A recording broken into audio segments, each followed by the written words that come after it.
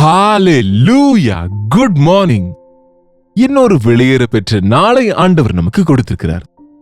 சூரியன் உதிக்கும் நேரத்திலிருந்து அஸ்தமிக்கும் நேரம் வரைக்கும் அவர் நாமத்தை மகிமைப்படுத்த வேண்டிய நாம காலமே அவரோடு கூட நம்முடைய நாளை தொடங்கினால் நாள் முழுவதும் அவருடைய பிரசன்னத்தினாலே நிறைந்திருப்போம், ஆசீர்வதிக்கப்படுவோம்.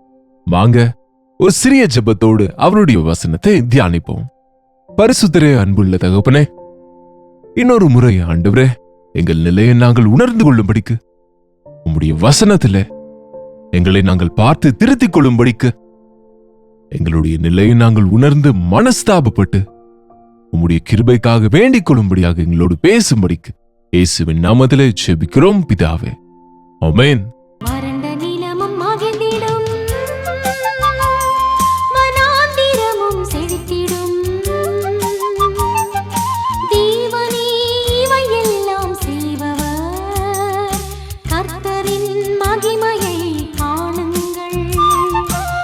ஆமாங்க, ஒவ்வொரு நாளும் நீங்க ஆயத்தமாகி ஆபீஸ்க்கோ ஸ்கூலுக்கோ வெளியவோ வேலைக்கோ போகும்போது கண்ணாடியிடம் போவீங்கல்ல, உங்க குறைவுகளை சரி செய்வீங்க இல்லையா? பாருங்க, நாம ஒவ்வொரு நாளும் தேவனுக்கு முன்பு எப்படி இருக்கிறோம் என்று அறிந்து கொள்ள, நம்முடைய ஆழ் மனது எப்படி இருக்கு என்று அறிந்து கொள்ள வசனம் என்னும் கண்ணாடியிடம் போகணும். வசனத்திலே நம்முடைய நிலை நமக்கு வெளிப்படுத்தப்படுகிறது. அதற்குதான் வசனத்தை தியானிக்கும் போது பரிசுத்த ஆவியானவர் நமக்கு பதிலை கொடுக்கிறார். உங்களிடத்துல உங்களுடைய வேதம் இருக்கா இல்லையா? நீதிமொழிகள் 16ஆம் அதிகாரம் 32வது வசனத்தை வாசிப்போம். பலவானை பார்க்கிலும் நீடிய சாந்தம் உள்ளவன் உத்தமன், பட்டணத்தை பிடிக்கிறவனை பார்க்கிலும் தன் மனதை அடக்குகிறவன் உத்தமமானவன். பட்டணத்தை பிடிக்கிறவனை பார்க்கிலும் தன் மனதை அடக்கி ஆளக்கூடியவன் பாக்கியவான். பாருங்க, எப்படி மும்மரமாக யுத்தங்கள் நடக்கிறதோ. அந்த பட்டணத்தை பிடித்துக் கொள்ள வேண்டும், இந்த பட்டணத்தை பிடித்துக் கொள்ள வேண்டும், அந்த பகுதிகளை நாம ஜெயித்து சுதந்திரித்துக் கொள்ள வேண்டும் என்று தேசத்தின் மீது தேசம் எப்படியாக கலகம் செய்கிறாங்களோ, எப்படி எதையோ செய்து விடுவோம் என்று எப்படி ஒருவரை ஒருவர் அழித்துக் கொள்ளுகிறார்களோ பார்க்கிறோம். வருஷ கணக்கிலே கட்டப்பட்ட பட்டணங்களை நொடிகளிலே இடித்து போடும்படி எரித்து போட்டு, எப்படி அணுகுண்டு ஆயுதங்களை வைத்துக்கொண்டு எத்தனை அப்பாவி மக்கள் உயிரை பலியிடுகிறாங்க. எத்தனை பேர் ரோட்டுக்கு வந்துவிட்டு சாப்பிட சாப்பாடு இல்லாத நிலையில் மாறுகிறாங்க. ஒரு நபர், என்னிடத்துல சேனை இருக்கிறது, என்னிடத்துல அதிகாரம் இருக்கிறது இல்லையா, என்னிடத்துல பலன் இருக்கிறது, என்னிடத்துல லேட்டஸ்ட் எக்யூப்மெண்ட்ஸ் இருக்கிறது, பாம்ஸ் இருக்கிறது, என்னங்க என்று ஒருவர் மீது ஒருவர் விடுவதை பார்க்கிறோம். நாசம் பண்ணுவதுன்னு பெரிய விஷயமா? ஒருவரை ஒருவர் நாசம் செய்வதை விட, அழித்துக் கொள்ளுவதை விட மிக மோசமான நிலை வேற ஒன்றுமே இல்லைங்க. நாம ஒருவருக்கொருவர் ஒவ்வொருவருடைய நலனையும் நம்ம விரும்ப வேண்டும் என்று வேதம் சொல்லுது. உன்னை போல உன் பிறனை நேசி என்று ஆண்டவர் சொன்னார். ஆனால் இன்றைக்கு ஏன் இந்த யுத்தங்கள், ஏன் இந்த போராட்டங்கள்? நம்முடைய மனதை கட்டுப்படுத்த முடியாததினால். தன்னுடைய மனதை அடக்கிக் கொள்ளுகின்றவன் பாக்கியவான். உன்னுடைய மைண்டை, மனதென்றால் மைண்ட் என்று இருக்கு இங்கிலீஷ்ல, உன்னுடைய மைண்டை கண்ட்ரோல் பண்ண முடியாமல் இருக்கிறாய். உன்னுடைய உணர்ச்சிகளுக்கெல்லாம் காரணமான அந்த மனதிலிருந்து வருகிற பகை, பொறாமை, விரோதம், கோபம்,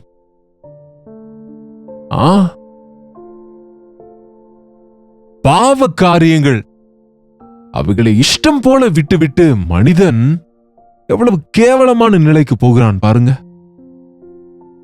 நாம எதை கேட்கிறோமோ, எதை பார்க்கிறோமோ, எப்படி எஜுகேட் ஆகிறோமோ, எதை கற்றுக்கொள்ளுகிறோமோ, அதை பொறுத்து நம்முடைய மனது கெட்டு போய்விடுங்க. தேவன் நல்ல மனதை தந்தார். தேவன் மனிதனை உத்தமமானவர்களாக படைத்தார். ஆனால் அவர்கள் பலவித தந்திரங்களை உண்டு பண்ணி கொண்டார்கள். ஒருவருக்கொருவர் தீங்கு செய்து கொள்கிறார்கள்.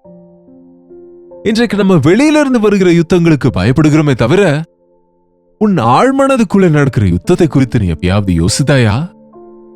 உன் மனதில் இருக்கிற போராட்டங்களிலே யார் ஜெயிக்கிறார்கள்?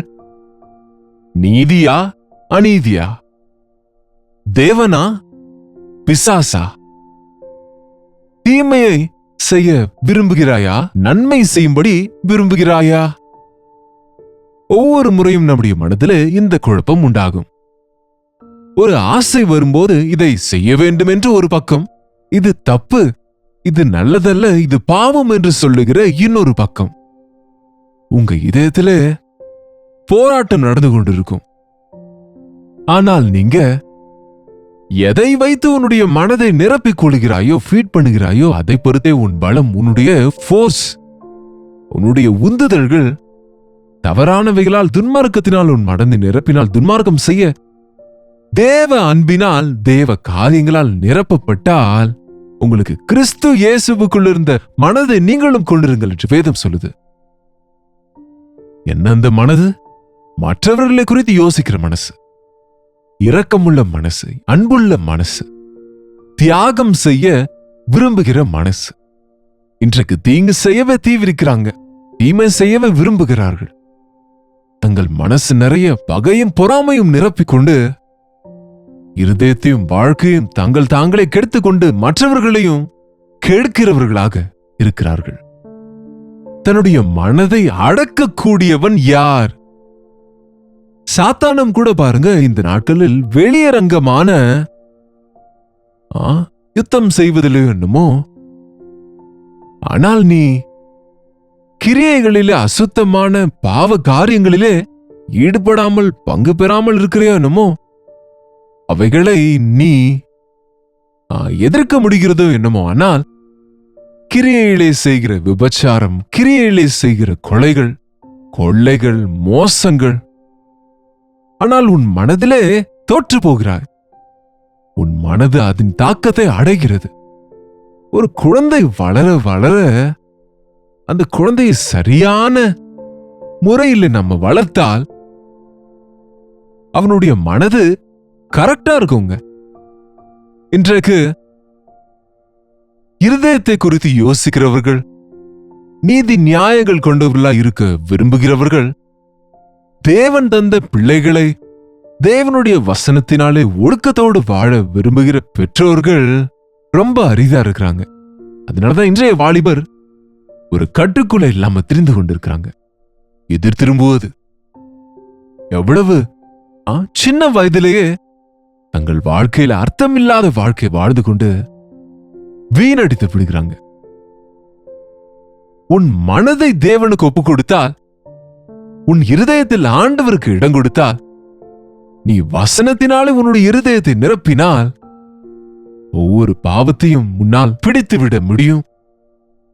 அவைகளை உன்னால எதிர்க்க முடியும், அவைகளை ஜெயிக்க முடியும். நம்ம பிள்ளைகள் வளர வளர ஸ்கூல்ஸ்க்கு போகிறாங்க. இதோ ஸ்கூல்ஸ்லயும் காலேஜஸ்லயும் ஜாயின் பண்ணி கொண்டு இருக்கிறோம். பிள்ளைகள் வெளியே போன பிறகு அவங்க என்ன போதனையை கேட்கிறாங்க, அவங்க என்ன ஃப்ரெண்ட்ஷிப் செய்கிறாங்க, உலக காரியங்களால் நிறைந்து விடுகிறாங்க. மணிக்கணக்கில் அவர்கள் ஸ்கூல்ஸ்ல நேரம் செலவிடுகிறாங்க. வாரத்துக்கு 40 மணி நேரம், 45 மணி நேரங்கள் ஸ்கூல் காலேஜஸ்ல இருக்கிறாங்க. அப்போ வீட்டில் இருக்கிற சில நேரம் பெற்றோராக நீங்க அவர்களை குறித்து கடமை எடுத்துக் கொள்கிறீங்களா? அவங்களுக்கு நல்ல ஆகாரங்களை கொடுக்கறீங்க, துணிமணி கொடுக்கறீங்க, ஃபீஸ் கட்டுகிறீங்க. ஆனால் அவங்க மனதில தேவனுக்கு இடம் கொடுக்கும்படிக்கு, அவர்கள் இருதயங்களிலே உத்தமமானவர்களாய் வாழும்படி அவர்களை ஒழுக்கத்துல வளர்க்கிறீங்களா? அவர்களுக்கு தேவனின் தெய்வ ஞானத்தை போதிக்கிறீங்களா? இன்றைக்கு பெற்றோராக நாம தோல்வி அடைந்ததுனாலே நம்முடைய பிள்ளைகள் விபரீதமான நிலைமைகளுக்கு போய்விடுகிறாங்க. அதன் பிறகு நாம ஐயோ அம்மா என்று, என் பிள்ளைகள் இப்படி ஆயிட்டாங்களே என்று துக்கப்பட்டு கொண்டிருக்கிறோம். மனதை கட்டுப்படுத்திக் கொள்ளுவது ரொம்பவும் அவசியங்க. பாருங்க, நீ உன்னை கண்ட்ரோல் பண்ணி கொள்ளாமல், நீ உன்னை அடக்கி வைக்காமல் நீ யாரையும் அடக்கி வைக்க முடியாது. ஆகவே பவுல் சொன்னார், மற்றவர்களுக்கு பிரசங்கம் பண்ணுகிற நான் தானே ஆகாதவனாய் போகாதபடி என்னை ஒடுக்கி கீழ்ப்படுத்துகிறேன். நாம மற்றவங்களுக்கு என்ன போதிக்கிறோமோ, என்ன சொல்லுகிறோமோ அதன்படியாக நம்ம வாழ்ந்து காண்பிக்க வேண்டும். முக்கியமா நம்ம பிள்ளைங்க பாருங்க, ரொம்ப சுறுசுறுப்பா இருப்பாங்க, ஸ்மார்ட்டா இருக்கிறாங்க. அவங்க நம்ம என்ன சொல்லுகிறோமோ அதை கேட்காமல் இருந்தாலும் நிச்சயமா அவங்க நம்முடைய வாழ்க்கை முறையை ஆராய்ந்து கொண்டிருப்பாங்க, நம்முடைய வாழ்க்கை விதத்தை கவனித்துக் கொண்டிருப்பாங்க. அதை பொறுத்தே அவர்களுக்குள் கிரியை நடக்கும். சொல்லுவார்கள் செய்ய மாட்டார்கள் என்ற பரிசேயர்கள் பக்தி அதிகமா இருக்கு இந்த உலகத்துல. செய்து காண்பித்த கிறிஸ்துவை போல நாம வாழும்போதுதான் நம்முடைய வாழ்க்கையில கட்டுப்பாட்டோடு இருக்க முடியும், மற்றவர்களையும் கட்டுக்குள்ளே வைக்க முடியும். அவர் குமாரனா இருந்தும் தாம் பட்ட பாடுகளினாலே கீழ்ப்படுதலை கற்றுக்கொண்டார் என்று பரிசுத்த வேதத்திலே எழுதியிருக்கிறது. சபத்திலே அவர் போராடினார். நம்முடைய மனதை மாற்றிக்கொள்ள மருந்து மாத்திரைகள் கிடையாது. நம்முடைய இருதயத்தை மாற்றம் செய்ய கெட்ட மனதை எடுத்துவிட்டு நல்ல மனதை வைக்கலாம் என்றால் நம்மால் அது முடியாது. ஆனால் நம்மை சிருஷ்டித்த சிருஷ்டிகர்த்தர் புதிய இருதயத்தை உனக்கு தருவேன், புதிய சுபாவத்தை தருவேன் என்ற வார்த்தை ரொம்பவும் உண்மைங்க. உன் மனது கட்டுக்கடங்காமல் இருக்கிறதா? உன் மனது உன்னுடைய கட்டுப்பாட்டுக்குள் இருக்கா? உன் மனதிலே உனக்கு வெற்றி இருக்கிறதா? உன் மனது அது நிலையா இருக்கிறதா? நிம்மதி இருக்கிறதா என்று ஆராய்ந்து பாருங்க. போராட்டங்கள் வெளியே எத்தனை இருந்தாலும் கூட ஆழ் மனதில் அநேகருக்கு போராட்டமும் போராட்டம். இரண்டுக்கும் நடுவில் மாட்டிக்கொண்டு தங்கள் மனதிலே சிதறி போகிறாங்க. சிலர் இருமனம் உள்ளவர்களா இருக்கிறாங்க. அப்படி என்றால் இங்க ஒரு வார்த்தை, அங்கு ஒரு வார்த்தை, இங்க ஒரு மாதிரி, அங்கு இன்னொரு மாதிரி. எம்மதமும் சம்மதம் எந்த வெயிலுக்கு அந்த குடை என்பது போல் அட்ஜஸ்ட் ஆகி போகலாம் நினைக்கிறாங்க, தவிர வளர்ச்சி அடைய வேண்டும் என்று. வெளிச்சத்துக்கு இருளோடு சம்பந்தம் இல்லை, நன்மைக்கும் தீமைக்கும் ஒத்து போகாது, நல்லதும் கெட்டதும் சேராது, வெளிச்சமும் இருளும் ஒன்றாகாது என்று புரியாமல், என்று உணராமல் ஒன்றும் புரியாத நிலையில் இருந்து விடுகிறாங்க. இதயத்திலே வெற்றி வேண்டுமானால் உன் இதயத்தை நீ கட்டுப்படுத்த முடியாது. ஆகவே உன் இதயத்தை நீ சரி செய்ய முடியாது, சீர்படுத்த முடியாது. ஆமாங்க, நீங்க எத்தனை முறை சொல்றீங்க, நீ திட்டவே மாட்டேன், நீ எப்போதும் இப்படி செய்ய மாட்டேன், இப்படி இருக்கவே மாட்டேன் என்று நினைக்கிறாய். ஆனால் உன்னால் முடியவில்லையே. அதற்குதான் உன் இதயத்தை ஆண்டவருக்கு ஒப்புக்கொடு. என் மகனே, உன் இதயத்தை எனக்கு தா என்று ஆண்டவர் கேட்கிறார். கெட்டுப்போன இருதயத்தை சரி செய்யக்கூடியவர். ஒரு கார் ரிப்பேர் ஆயிடுச்சுன்னா அதை மெக்கானிக்கு தந்தால் he will set it right. உன்னை உண்டாக்கின சிருஷ்டிகர்த்தர் உன் இதயத்தை சரி செய்து புதிதாக்கி புதிய மனதை உனக்கு தருவார், புதிய புத்தியை தருவார், புதிய இருதயத்தை உனக்கு தருவார் என்று சொன்ன அவர் நம் வாழ்க்கையிலே ஆசீர்வதிக்கப்படும்படி நாம நம்முடைய வார்த்தைகள், எண்ணங்கள், கிரியைகளிலே, நம்முடைய மனதிலே, நம் வார்த்தைகளில், நம் கிரியைகளில் உத்தமம் உள்ளவர்களாய் ஒரே போல வாழ பரிசுத்த ஆவியானவர் நமக்கு ஒரே ஆவியை, ஒரே பார்வையை, ஏக மனதை தந்திடுவார். உங்க மனது பல விதங்களில் சிதறி போகுதா? சோர்ந்து போய் நொந்து போகுதா? பொறாமை விரோதங்களோடு போராடுகிறீங்களா? உங்களை நீங்களே அருவருத்து உங்கள் வாழ்க்கையை நீங்களே பாராட்ட மன்னிக்க முடியாத நிலைமையிலே சமாதானம் இல்லாம இருக்கிறீங்களா? உன் மனதை ஆண்டவருக்கு கொடு. யாருடைய மனது கர்த்தரை பற்றிக் கொள்ளுமோ அவனை பூரண சமாதானத்துடன் நீர் காத்துக் கொள்ளுவீர் என்று சொல்லியிருக்கிறபடி ஆண்டவர் மீது விசுவாசம் வைத்து ஆண்டவருக்கு உன் உண்மை நிலையை தெரிவித்தால் அவர் உன்னை சரி செய்வார். ஒரு டாக்டரிடம், லாயரிடம் பொய்கள் பேசக்கூடாதாம். டாக்டர் இடத்துல போய் உன் வியாதியிலிருந்து விடுவிக்கப்பட வேண்டும் என்றால் இருப்பதை இருப்பது போல சொல்லணும். உனக்கு ஒன்றுமில்ல, நல்லாதான் இருக்கிற என்று சொன்னால் உனக்கு எப்படி வைத்தியம் செய்வாங்க? ஒரு லாயரிடம் சென்று உனக்கு நியாயம் வேண்டும் என்று சொல்லும் போது உன் நிலை அவர்களுக்கு தெரியாம உன் பட்சத்துல அவங்க எப்படி வாதிப்பாங்க? அதே போல ஆண்டவரிடத்துல வரும்போது உன் உண்மை நிலையை, உன் இருதயத்தின் நிலையை அவர் சமூகத்துல சொல்லும் போது அவர் உன்னை ஸ்திரப்படுத்துவார், உன் மனதுக்கு நிம்மதியை தருவார். எத்தனை சோதனைகள், போராட்டங்கள் வந்தாலும் ஜெயிக்கக்கூடிய ஆவிக்குரிய சக்தியை தருவார். ஜெபிப்போம். பரிசுத்தரே, அன்புள்ள தகப்பனே, எத்தனையோ முறை பல விதங்களில் எங்கள் சிந்தனைகள் சிதறி போகையிலே எங்கள் தீர்மானங்கள் எத்தனையோ முறை உம்மை துக்கப்படுத்துகிறவர்களாக, தீங்கு செய்கிறவர்களாக, கொஞ்சமேனும் யாருக்கும் பிரயோஜனமற்றவைகளாக இருப்பதை நாங்கள் கவனிக்கும் போது எங்கள் மனதில் நாங்கள் என்னவா இருக்கிறோமோ அதே எங்கள் உண்மை நிலை என்று அறிந்து ஏதேதோ சாதித்தேன் என்று சொல்லுவதை பார்க்கிறோம். என் மனதை கட்டுப்படுத்திக் கொள்ளுவது நான் கற்றுக்கொண்டேன்.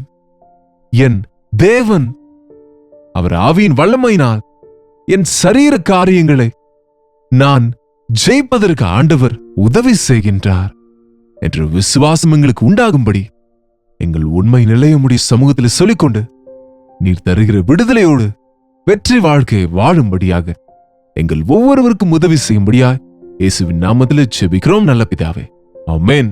நம்முடைய பிதாவாகிய தேவனுடைய அன்பும் குமாரனாகிய இயேசு கிறிஸ்துவின் கிருபையும் பரிசுத்த ஆவியானவருடைய அந்யோன்யமும் ஐக்கியமும் கூடி வந்திருக்கிற அனைவருக்கும் இப்போதும் சதா காலமும் துணையாக இருப்பதாக, ஆமென். தேவனுக்கு ஸ்தோத்திரம். உங்களுடைய ஜெப விண்ணப்பங்களே, பாரங்களை எங்களுக்கு நீங்க தெரியப்படுத்துவதற்கு 8939801234 என்ற எண்ணிற்கு நீங்க ஒரு டெக்ஸ்ட் அல்லது வாய்ஸ் மெசேஜ் மூலமாக இன்றைக்கு எங்களுக்கு நீங்க வாட்ஸ்அப் அனுப்புங்க. உங்களுடைய நிலையை உணர்ந்து உங்களுக்காக நாங்க ஜெபிக்க ஆயத்தமா இருக்கிறோம். கவனிங்க, 8939801234 என்கிற எண் இருக்கு. நீங்க உலகத்துல எந்த பகுதியிலிருந்து பார்த்தாலும் வாட்ஸ்அப் சேனல்ல நீங்க ஜாயின் செய்யலாம். நீங்க எந்த தேசத்துல, எந்த பகுதியில, எந்த மாநிலத்திலிருந்தும் நீங்க பார்த்து கொண்டிருந்தாலும் உங்க பெயர், ஊரு, உங்க டீடைல்ஸோடு கூட ஒரு வாட்ஸ்அப் மெசேஜ் அனுப்புங்க. உங்களுக்காக தனிப்பட்ட விதத்திலும் சபையாகவும் நாங்க ஜெபிக்கிறோம். தேவன் நிச்சயமா பதில் கொடுப்பாரு. நீங்களும் ஜெபிங்க. டாக்டர் ஜெயபால் யூடியூப் சேனல் இன்னும் நீங்க சப்ஸ்கிரைப் பண்ணாவிட்டா பண்ணிக்கொடுங்க. இந்த நிகழ்ச்சியை அநேகருக்கு ஷேர் பண்ணவும் லைக் பண்ணவும் நீங்க மறந்து விடாதீங்க. கர்த்தருக்கு சித்தமானால் நாளைக்கும் இதே அனுதின தியான நிகழ்ச்சியில மீண்டும் உங்களை சந்திக்கிறேன். அதுவரை கர்த்தருடைய கிருபை உங்களுக்கு துணையாக இருப்பதாக. ஹalleluya. பெங்களூர் மற்றும் பெங்களூரை சுற்றி இருக்கிற உங்களுக்கு ஒரு நற்செய்தி.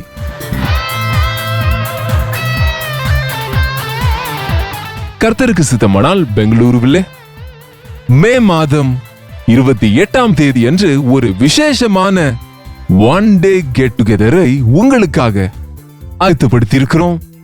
மதியம் 2 மணியிலிருந்து 5 மணி வரை, 6 மணியிலிருந்து 9 மணி வரை நடக்கும் 2 செஷன்ஸ்களிலும் நீங்க பங்கு பெற்று தேவ ஆசீர்வாதங்களை பெற்றுக் கொடுங்க. பெங்களூருவிலிருந்து மட்டுமல்ல, சுற்றி இருக்கிற அநேக பகுதிகளிலிருந்து, அங்கு ஆந்திராவிலிருந்து, ராயலசீமாவிலிருந்து உங்களில் அநேகர் இந்த கெட் டுகெதர்ஸ்க்கு தொடர்ந்து வருகிறீர்கள். கர்த்தர் உங்களுக்கு செய்த நன்மைகளை சொல்கிறீங்க. உங்க பாரங்களை பகிர்ந்து கொண்டு உங்களுக்காக தனிப்பட்ட விதத்தில் ஜெபிக்கவும் உங்களை நேரடியாக சந்திக்கவும் எனக்கு வாய்ப்பை ஏற்படுத்துகிறீங்க. சோசியல் மீடியா மூலம், டிவி மூலம் வசனத்தை கேட்கிற உங்களை நேரடியாக பார்க்க வேண்டும் என்று, உங்களை ஆவிக்குரிய விதத்தில் பலப்படுத்த வேண்டும் என்று பெங்களூரு வருகிறோம். இந்த ஒன் டே கெட் டுகெதரில் தேவ சமூகத்தில் நாம இருக்கும்படியாக, தேவ ஆவியின் காரியங்கள் பார்க்கும்படியாக, அவருடைய தேவ செய்தியை கேட்டு மகிழும்படியாக வாருங்கள், பங்கு பெறுங்க. மிக முக்கியமாக ஜெபித்துக் கொள்ளுங்க. உங்க உற்றார் நண்பர்களுக்கும் இந்த விஷயத்தை தெரியப்படுத்துங்க. இந்த முறை முகவரி மாறி இருக்கிறது, கவனிங்க. Jesus calls prayer tower, Netaji road, Fraser town, near cantonment railway station, Bengaluru. உங்களுக்கு மேலும் விவரங்கள் வேண்டுமானால் QR கோடை நீங்க ஸ்கேன் பண்ணி கொள்ளுங்க, அல்லது கீழே ஸ்கிரீன்ல இருக்கிற நம்பருக்கு நீங்க உடனடியாக தொடர்பு கொள்ளுங்க. நிச்சயமா கலந்து கொள்ளுங்க. உங்க நண்பர்கள், உறவினர்களையும் உங்களோடு கூட்டிக் கொண்டு வாங்க. உங்களுக்காக விசேஷமா ஜெபிக்க, தேவனுடைய வசனத்தினால் உங்களை பலப்படுத்த நாங்க வாஞ்சிக்கின்றோம். வாங்க, பங்கு பெறுங்கள், தேவ ஆசீர்வாதங்களை பெற்றுக் கொள்ளுங்கள்.